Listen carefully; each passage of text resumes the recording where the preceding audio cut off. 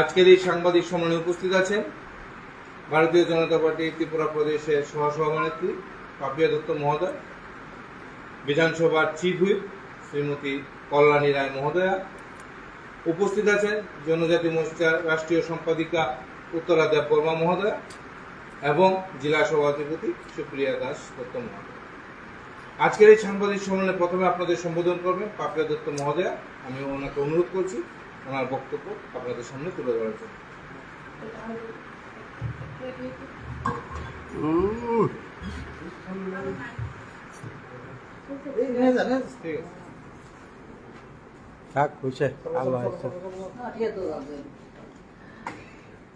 নমস্কার আমাদের সকল সাংবাদিক ভাইদের।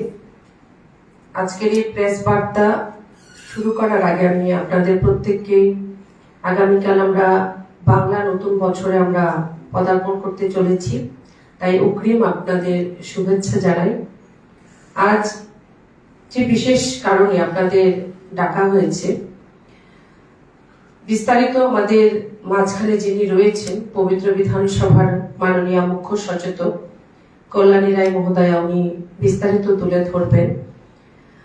আমাদের সাথে আমাদের কল্যাণীর পাশে যিনি রয়েছেন আমাদের সিপাহী জলা জেলার সভাধিপতি মাননীয়া সুপ্রিয়া দাস দত্ত মহোদয়া, এখানে আমাদের মিডিয়া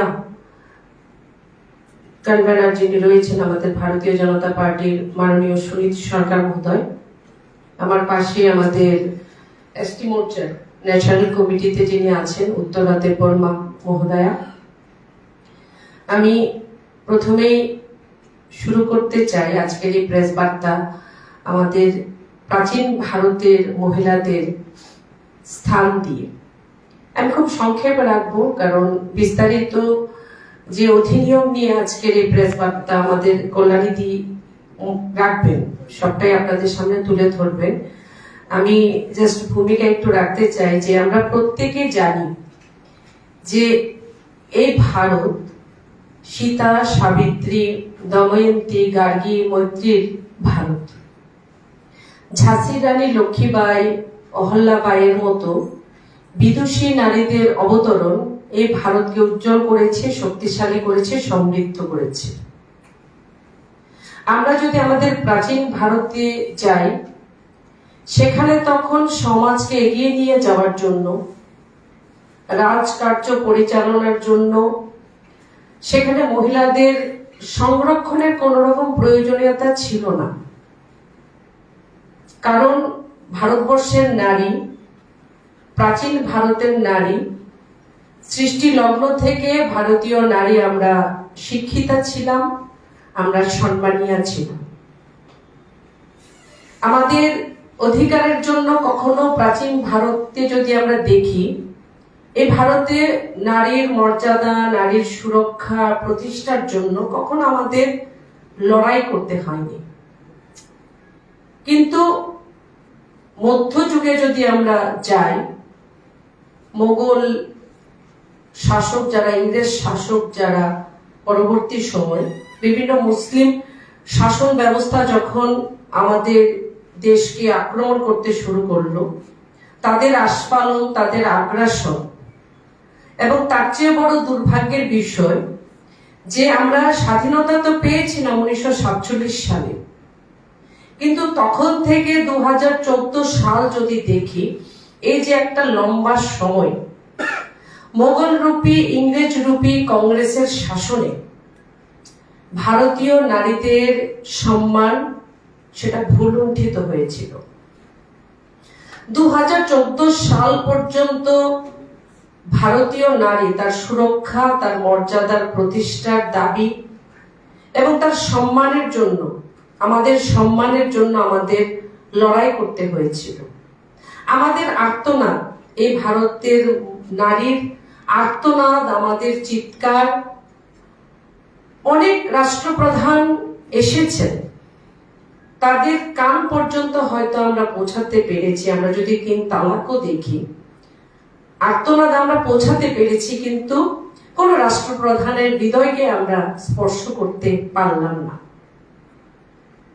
ভারতবর্ষের যশস্বী প্রধানমন্ত্রী নরেন্দ্র মোদীজি নেতৃত্বে আমরা বলতে পারি যে আজ আমরা এক যুগ পরিবর্তনের আমরা সন্ধিক্ষণে দাঁড়িয়ে রয়েছি। 30 বছরের অপেক্ষার অবসান হতে চলেছে।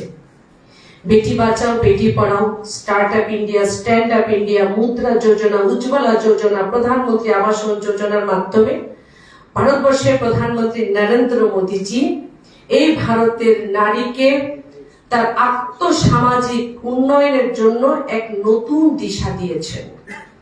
বাকি ছিল রাজনৈতিক অধিকার।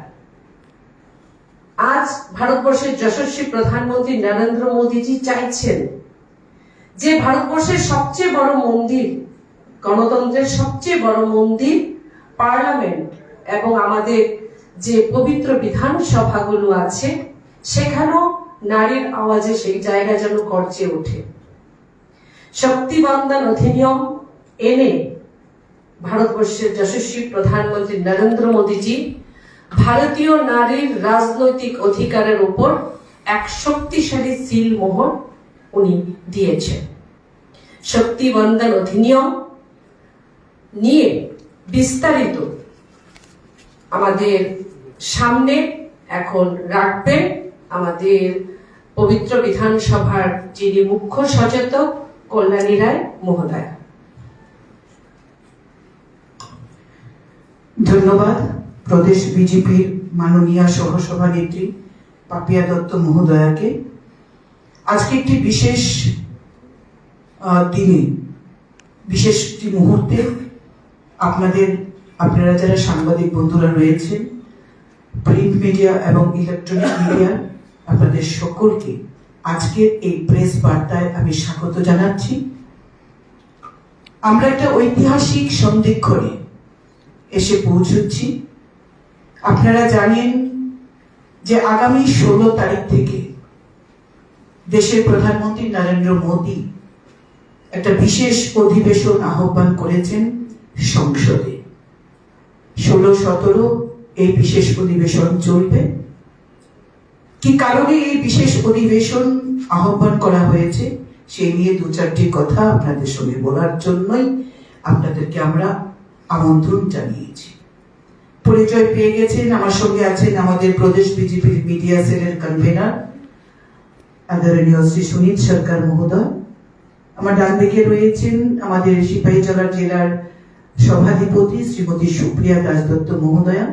আমার বাদিকে রয়েছেন পাপিয়া দত্তা প্রদেশ বিজেপির সহসভানেত্রী, এবং আমার একদম শেষের দিকে রয়েছেন উত্তরা দেববর্মা, আমাদের এসটি, আমাদের যে মোর্চা রয়েছে ন্যাশনাল কমিটির একজন সম্মানীয় সদস্য, সম্পাদিকা সম্ভবত উত্তরাধী রয়েছে। সবাইকে আজকের এই প্রেস বার্তায় আমি স্বাগত জানাই।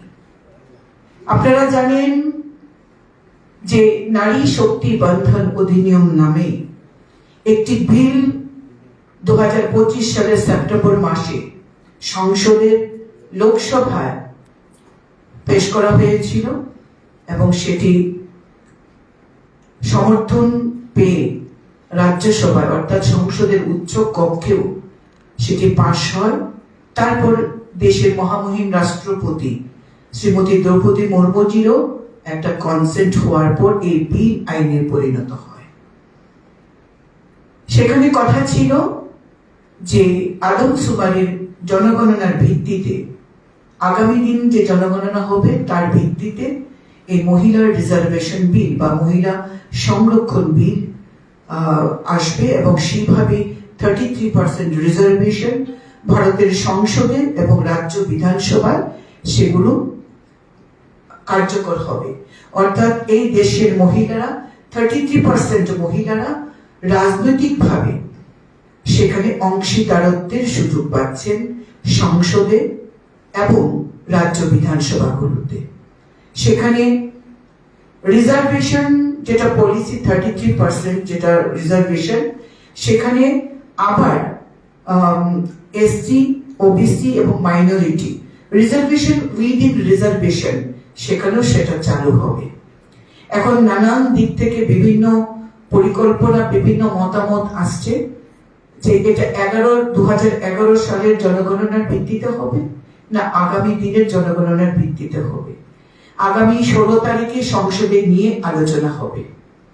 আমরা ধন্যবাদ জানাই দেশের প্রধানমন্ত্রী নরেন্দ্র মোদীকে এই দেশের মহিলাদের আর্থ সামাজিক উন্নয়নে যিনি বিভিন্ন যোজনা তৈরি করে মহিলাদেরকে স্বনির্ভর করার জন্য প্রয়াস নিয়েছেন এবং মহিলারা আজকে আত্মনির্ভর হচ্ছে। আমাদের সহসভানেত্রী পাপিয়া দত্তা বলেছেন প্রধানমন্ত্রী আবাস যোজনায় ঘর 72% মহিলা এই দেশে তাদের নামে ঘর পেয়েছেন।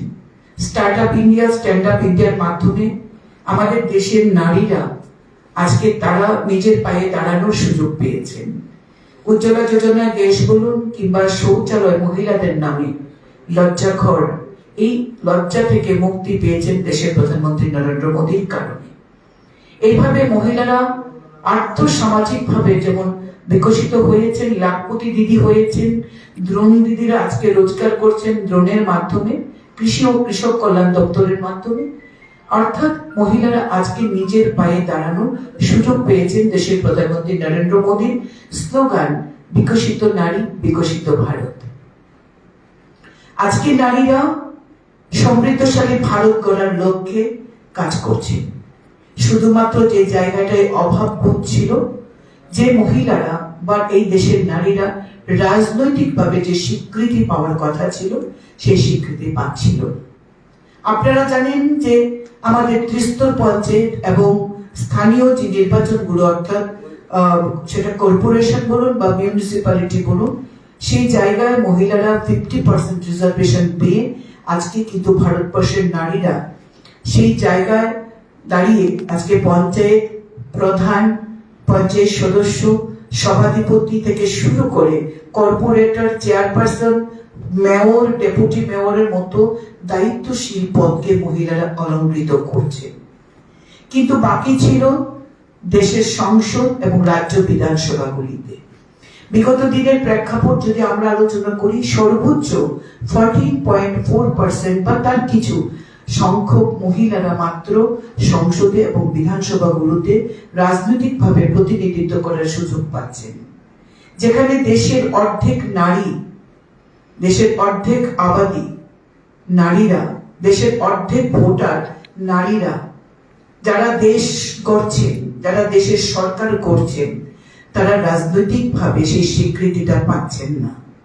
কোন রাজনৈতিক দল এর আগে মহিলাদেরকে রাজনৈতিক সুযোগ করে দেওয়া কিংবা সংসদের রাজ্য বিধানসভাগুলিতে প্রতিনিধিত্ব করার কথা কল্পনাও করেননি।